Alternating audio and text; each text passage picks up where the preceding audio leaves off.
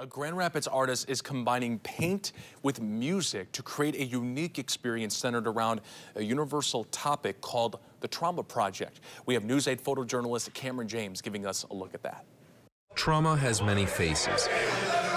For Scoob, the artist, it started as physical trauma.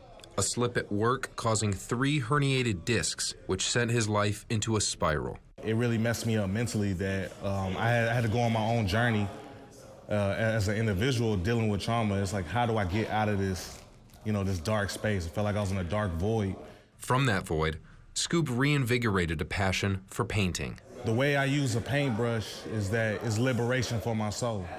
It's what brings me peace. I'm able to mute the whole world. But not everything is muted. I don't paint in silence.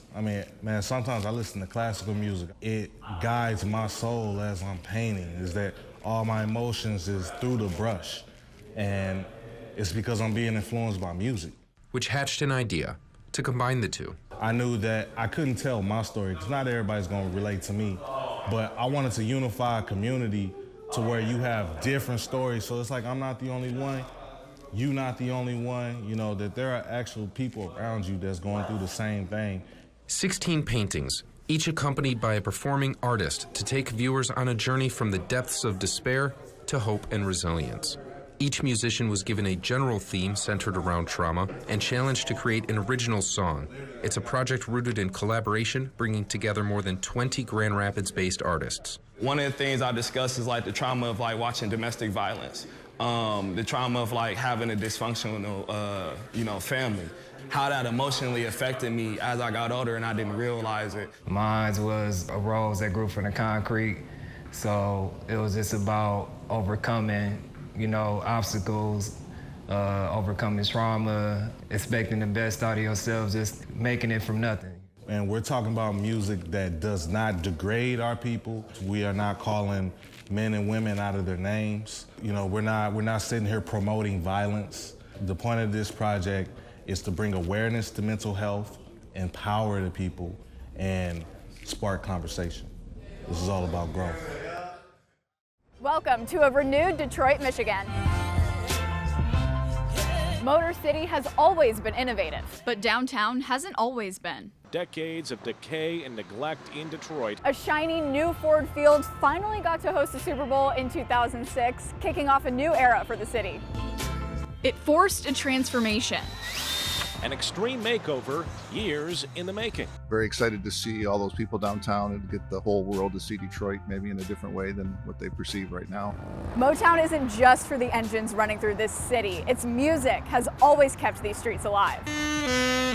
Detroit is a city of music, legends. And you're sure to hear it during draft weekend. While you're here, check out the visual art too. I wanted to just put Detroit in your face, especially for those that know Detroit from the outskirts. I just wanted to represent Detroit well. 20 giant cleats are scattered throughout downtown Detroit, all painted by local artists. And new murals are popping up. Another Detroit staple is right in the heart of downtown, Joe Louis's Fist in Hart Plaza. The NFL draft experience will be right here for fans to get the perfect taste of the city. Or for a real taste of the city, try Detroit-style pizza.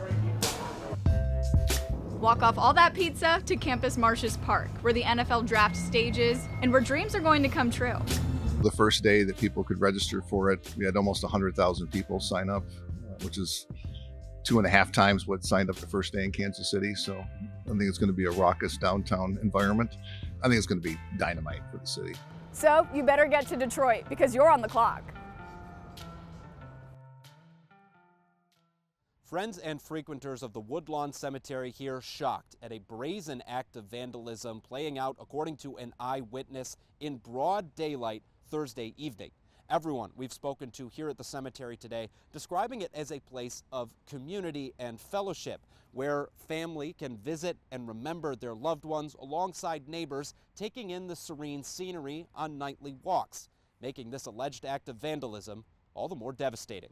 It was just pure shock initially and then rage. Craig O'Neill was on his nightly walk through the Woodland Cemetery in Grand Rapids around 7 o'clock Thursday evening when his typical route took a dramatic turn. I came around that backside and I saw with my own eyes the action of slamming down it looked like one of the flower pot type thing. A burst of sand exploded. Then I saw him pick up another one, clearly a statue of Mary, and smash that down on the ground. A solitary figure desecrating as many as 24 grave sites, tipping headstones, smashing flowers, and throwing statues, all in the southernmost loop of the West Woodlawn Cemetery. O'Neill capturing some of the damage on video, following the suspect as he waited for a response from police that never came. Hey! Knock it off! The two met face to face at facilities at nearby McKay J.C. Park. Caught up with him again at the by the park facilities. It was nearly an altercation. A threat was made.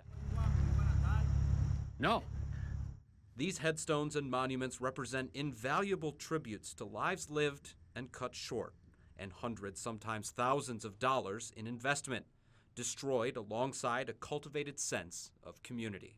This is where people run, walk, bike, families, strollers, certainly. Every single night I see different families mourning at the more recent grave sites. You get to kind of know them peacefully, quietly. This is a very quiet neighborhood. Very good people. Most of the people that we know here, I've been here 20 years myself, raised my family here. This is very atypical of the Alger Heights area. The affected families now left with a series of choices and costs on how to rectify what's been done to the grave sites of their loved ones, while the Grand Rapids Police Department continues to investigate what exactly happened here. In Grand Rapids, Duncan McLean, News 8.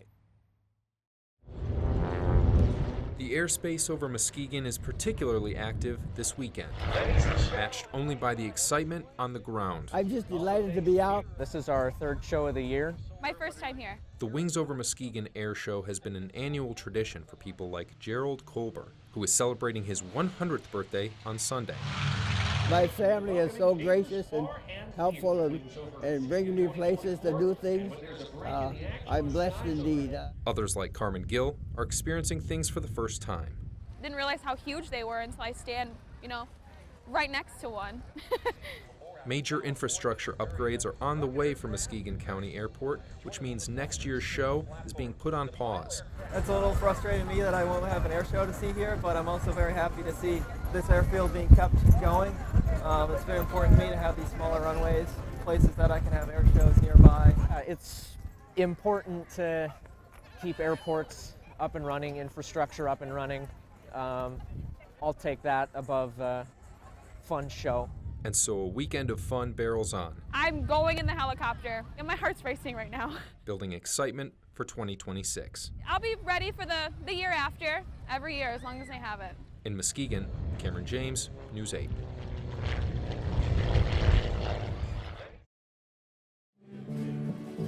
It seems to help a lot of people. The healing power of music. That's the idea behind Guitars for Vets.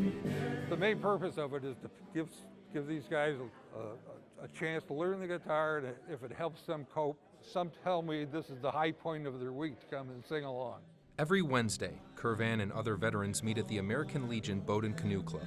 They represent the Grand Rapids chapter of Guitars for Vets. A minor, yep.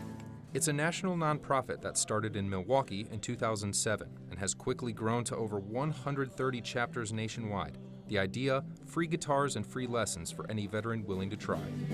So they get 10 lessons, then we force them to sing a song to the group. Not every chapter does this. The program is aimed at those struggling with physical injuries, post-traumatic stress disorder, and other emotional distress. Curvan says any veteran willing to commit to 10 or more lessons gets a new acoustic guitar for free, along with a stand and other accessories. Something they can experience by themselves or with the group. Plus getting together with a group like this, where we're almost all veterans, have that in common, and it's good to get away from maybe some other issues or problems they might be having in their lives. Over the course of the last 10 years, Curvan says he's graduated nearly 100 students and given away that many guitars. Many students, he says, still return here each Wednesday to enjoy the camaraderie. But I think the fact that veterans getting together is what makes it the best. The fact that they're working with a group and playing with a group, and encourages them to keep on going. And what's a music group without groupies? Some of our wives come along to support us, but and they like to sing along too. In Grand Rapids, Cameron James, News 8.